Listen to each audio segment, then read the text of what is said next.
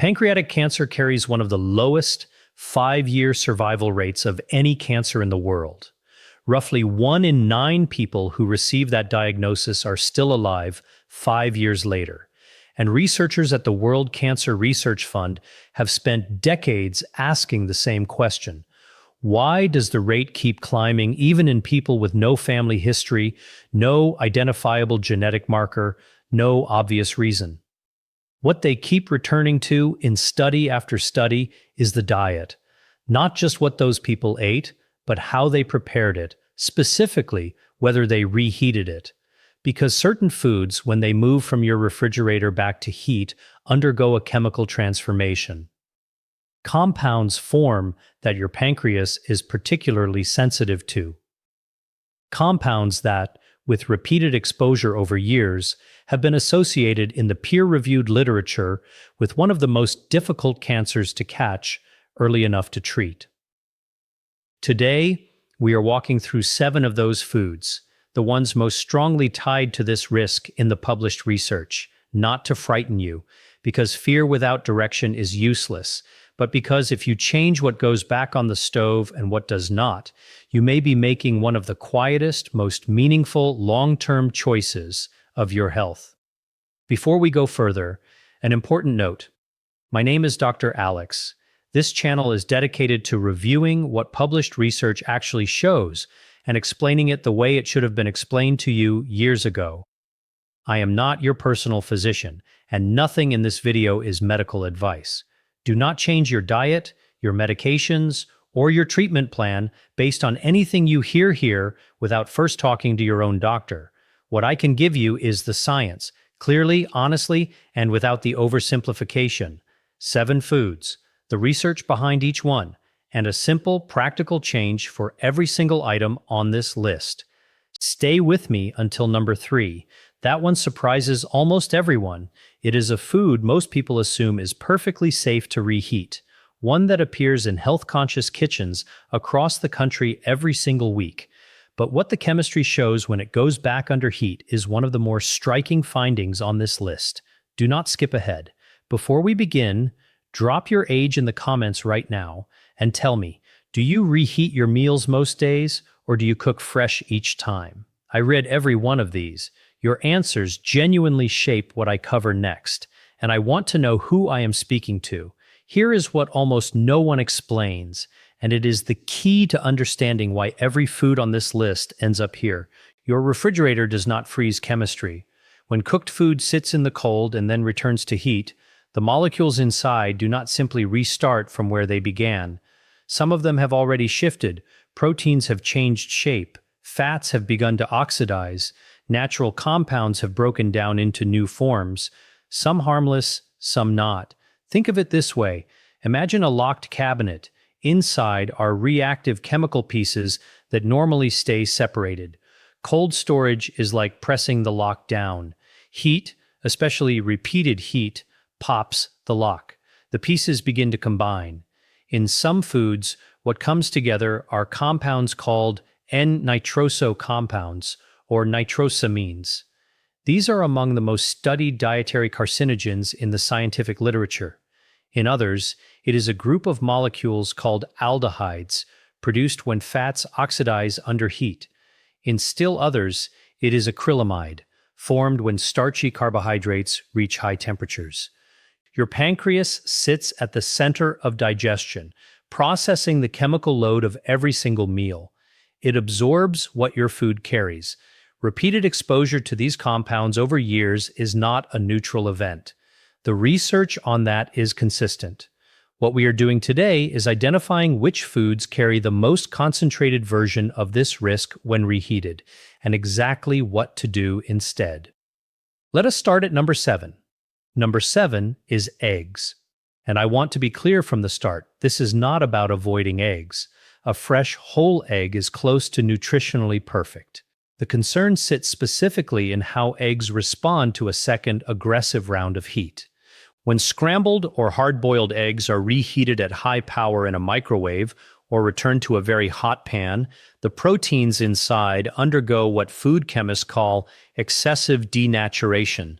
They tighten and cross-link in ways that also produce small amounts of oxidized cholesterol compounds called oxysterols. Think of the protein structure as a carefully wound spring. Fresh heat winds it gently and evenly. Reheating aggressively winds it past the point of return, and the byproducts of that overwinding are what create the concern. Research published in Food Chemistry has documented increases in oxysterol concentrations in egg products subjected to repeated heating, and a 2016 analysis in Nutrition and Metabolism noted that dietary oxysterols are associated with oxidative stress in pancreatic tissue.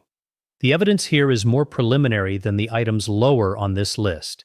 It is associational and mechanistic, not causal.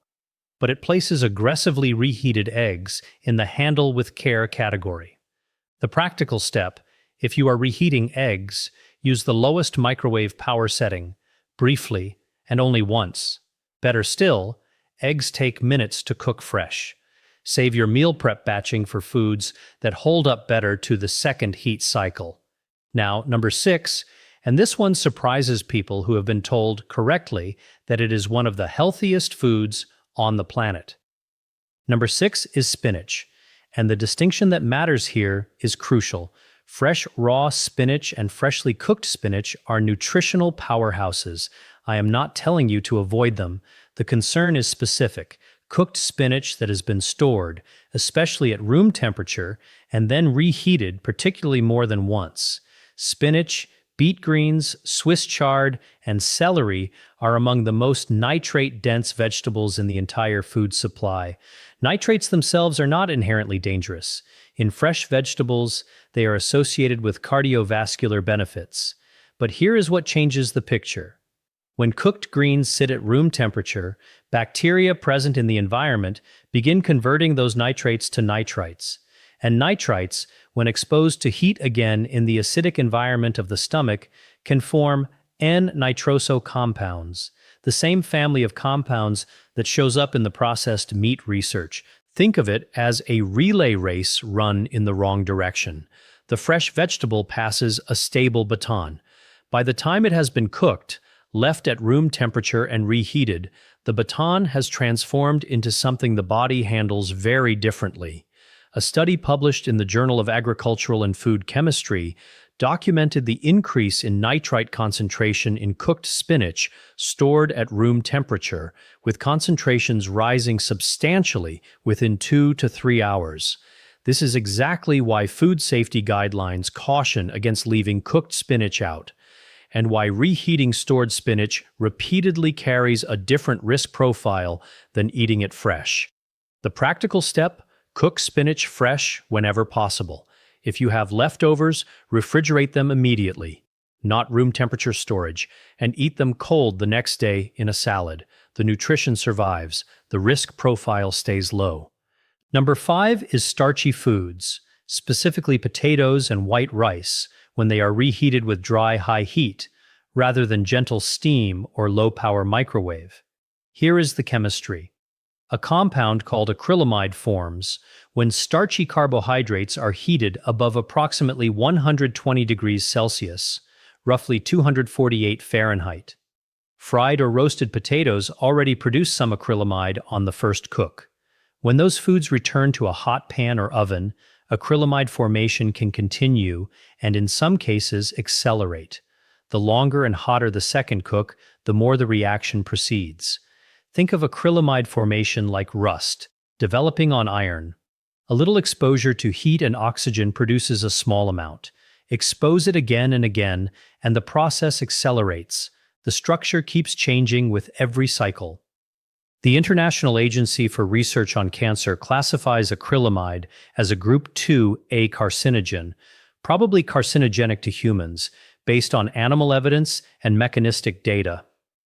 A 2017 meta-analysis in the European Journal of Nutrition found a statistically significant association between high dietary acrylamide exposure and pancreatic cancer risk, with relative risk estimates in the range of 1.3 to 1.4 at highest intake levels compared to lowest.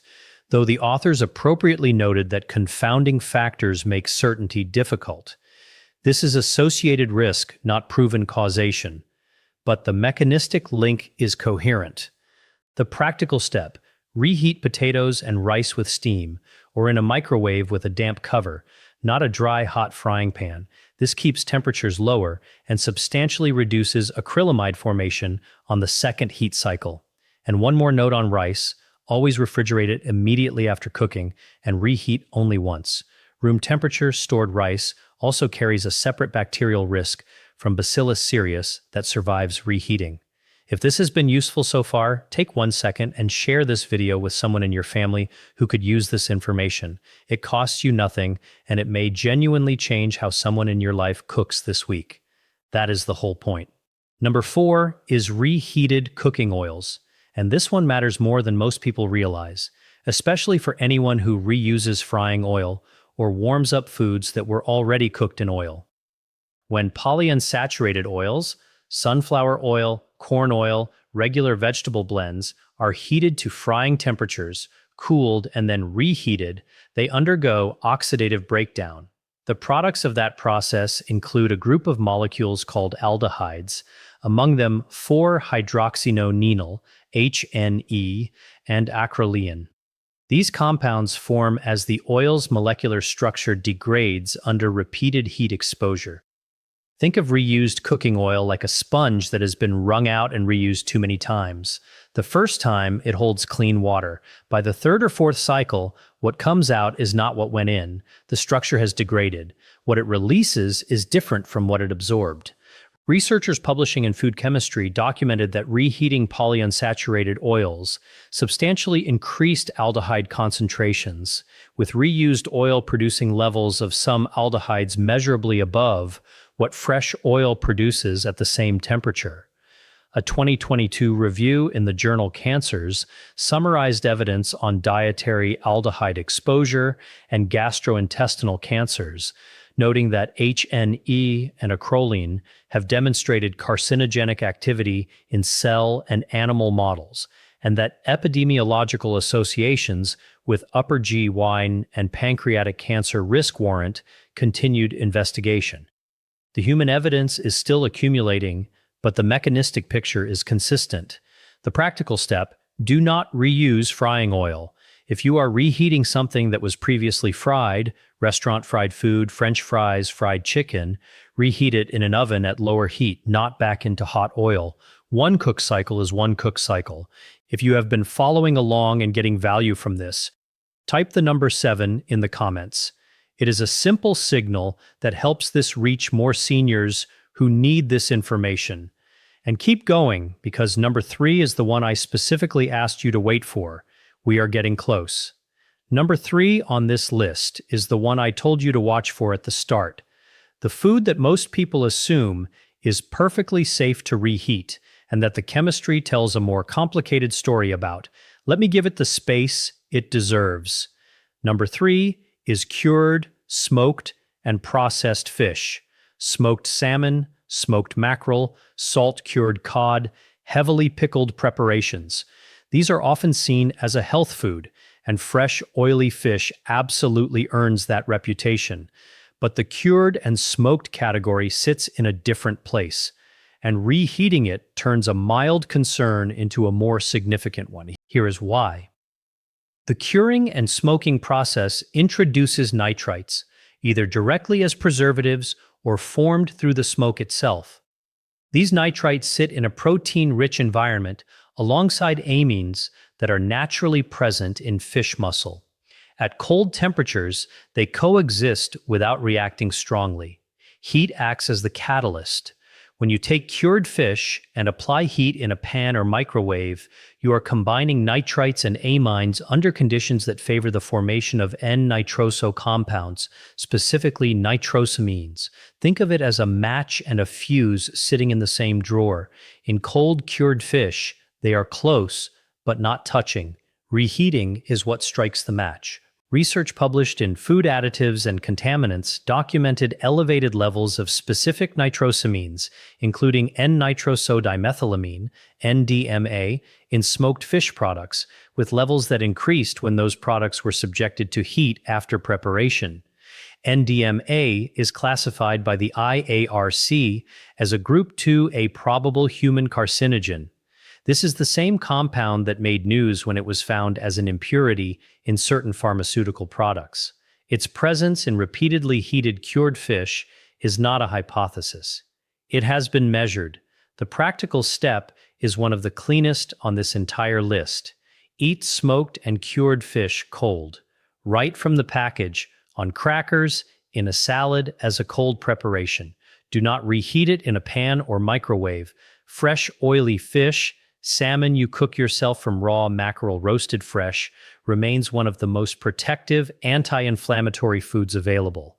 The concern is specific to the cured and smoked category, and specific to the application of heat after curing.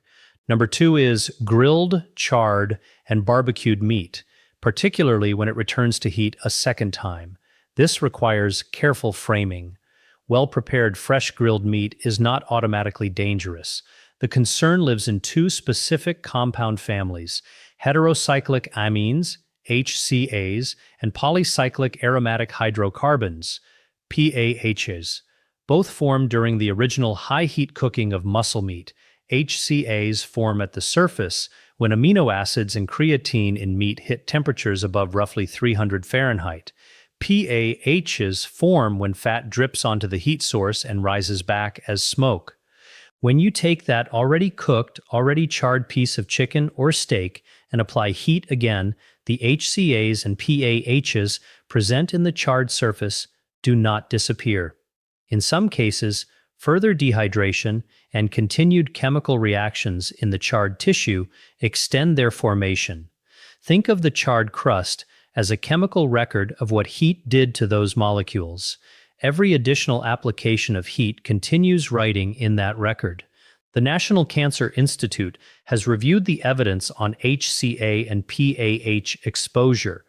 A pooled analysis in cancer research by Jung and colleagues found that high intake of well-done or charred meat was associated with a statistically significant elevated risk of pancreatic cancer, with those in the highest consumption quartile showing meaningfully higher risk compared to those in the lowest. This is observational data. Causation cannot be established from it, but the mechanistic link between HCAs and DNA mutation is well characterized.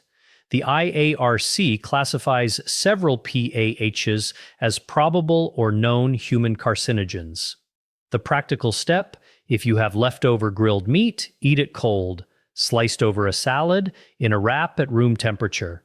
If reheating is necessary, do it gently in a covered pan, with moisture added, at low temperature. Do not put it back under a broiler or back on a grill. And trim the most heavily charred portions before eating, regardless of whether the meat is fresh or reheated. Number 1 is processed meats: bacon, sausage, hot dogs, salami, pepperoni, deli ham. And this is the item with the clearest, most direct, best established connection to pancreatic cancer risk in the published literature, specifically when these products are reheated. In 2015, the International Agency for Research on Cancer, the cancer research arm of the World Health Organization, formally classified processed meats as a Group 1 carcinogen. Group 1 means the evidence in humans is sufficient, not probable, not possible, sufficient. Processed meats are in the same classification tier as tobacco in terms of the confidence of the evidence, though it must be said clearly, the magnitude of risk is different, and the context of total diet matters. The primary mechanism is N-nitroso compound formation. Processed meats almost universally contain sodium nitrite as a preservative. That nitrite is there to prevent bacterial growth and maintain color. At cold or room temperatures, it is relatively stable. When processed meat is cooked at high heat, nitrites combine with amines in the meat protein to form nitrosamines. When that cooked meat is then refrigerated and reheated a second time, in a hot pan, under a broiler, or in a microwave at high power, the process continues. You are applying heat to a product that already contains nitrosamines from the first cooking and creating conditions for further formation. Each heat cycle stacks on the last. Think of it this way. Fresh, unprocessed meat contains sleeping chemistry. The smoking, salting, and nitrite curing process wakes part of it up. The first cooking wakes more. Reheating it again is the third knock. And by that point, those compounds are fully active. A meta-analysis published in the British Journal of Cancer, drawing on data from multiple prospective cohort studies, found that each 50-gram daily increase in processed meat consumption was associated with a 19% higher risk of pancreatic cancer. That is per 50 grams, roughly 2 strips of bacon or 2 slices of deli meat. Daily. The practical step is the most important one on this list. If you eat processed meats, eat them immediately after the first and only cooking. Do not refrigerate cooked bacon or sausage and reheat it tomorrow. Plan your portions to be consumed in one sitting, and where possible, reduce the frequency. This is the one category where both the volume and the reheating cycle amplify the same underlying chemistry.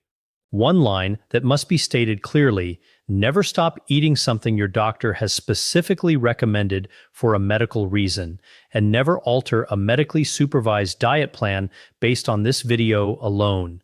Bring this information to your physician or a registered dietitian. Let them help you build the right approach for your specific health picture. That conversation is the right next step, not a solo decision made in a kitchen. I want to tell you about someone. I will call her Margaret. She is a composite, a pattern I want to illustrate, not a specific patient or a real individual. Margaret was in her late 60s, recently retired, health conscious by every measure she understood. For years, she had built a Sunday meal prep routine that felt efficient and responsible. Grilled sausages, fried rice, sautéed spinach, scrambled eggs, batched for the week, portioned into containers, reheated daily. She was not eating processed junk food. She genuinely believed she was eating well. No one had told her that the specific pattern she had built, processed meats, starchy foods cooked in oil, stored greens, all reheated repeatedly over 5 days, was one of the higher risk patterns the dietary research points to. The chemistry was happening in her kitchen every week for years without any signal she could see or taste. The food did not look different. It did not smell dangerous. The transformation was molecular. The accumulation was slow. That is precisely why this matters. The foods on this list do not announce themselves. A reheated strip of bacon does not look different from a fresh one. Warmed spinach looks like spinach. The changes are in compounds measured in micrograms, invisible in the kitchen, but not invisible to the tissues that absorb them over decades. Margaret is a pattern, not a patient, but the pattern is real. And the reason I describe it is because changing it does not require overhauling your diet. It requires understanding which foods carry which chemistry on the second heat cycle and making simple, specific swaps. That is the whole point of this video. Let me draw the thread from all 7 foods together because the pattern is consistent. None of these foods are dangerous because of what they are. Most of them, freshly and properly cooked, are nutritionally neutral or actively beneficial. The risk lives in the repetition of heat and in the specific chemistry that repeated heat drives when those foods have already been processed, cooked, stored, and cooked again. Every item on this list connects to one or more of 3 pathways: N-nitroso compound formation, aldehyde production from oxidized fats, or acrylamide from high-heat starch chemistry, and your pancreas, sitting at the center of digestion, processing the concentrated chemical output of every meal, is particularly sensitive to the long-term accumulation of those exposures. One more critical reminder: if you are on a medically supervised diet, managing a chronic illness, or your doctor has given you specific dietary guidelines, do not change your eating patterns based on this video without speaking with them first. This information is meant to inform that conversation, not to replace it. Here is a simple 5-step change to begin this week. 1. Move processed meats out of your meal prep rotation. If you eat them, cook them once and eat them immediately. Do not refrigerate and reheat. 2. Cook spinach and nitrate-rich greens fresh. If you have leftovers, refrigerate them immediately and eat them cold the next day, not reheated. 3. When reheating potatoes or rice, use steam or a low-power microwave with a damp cover, not a hot, dry frying pan. 4. Do not reuse frying oil. 1 cook cycle per batch. 5. Smoked and cured fish. Eat it cold, straight from the refrigerator. Reserve the cooked preparations for fresh, raw fish you have prepared yourself. These are not dramatic changes. They are small, specific pattern shifts. But across years, the quiet accumulation of small pattern shifts is exactly where the research locates meaningful risk reduction. Before you go, tell me in the comments, which food on this list surprised you most, and which one are you changing this week? Drop it below. Your answer might be the piece of information that changes something for the next person who reads it. And if someone in your family has a meal prep routine that includes any of the 7 foods we covered today, share this video with them, not as an alarm, as a quiet, practical gift. Now, there is one more layer to this conversation I want to show you next, because the foods to reduce are only one side of the equation. There are specific foods that research suggests actively support pancreatic health, not because of marketing, but because of documented effects on inflammation, oxidative stress, and cellular signaling in the tissue where these cancers most often begin. That is the next video. I will have it linked here when it goes up. Take good care of yourself. You have earned that.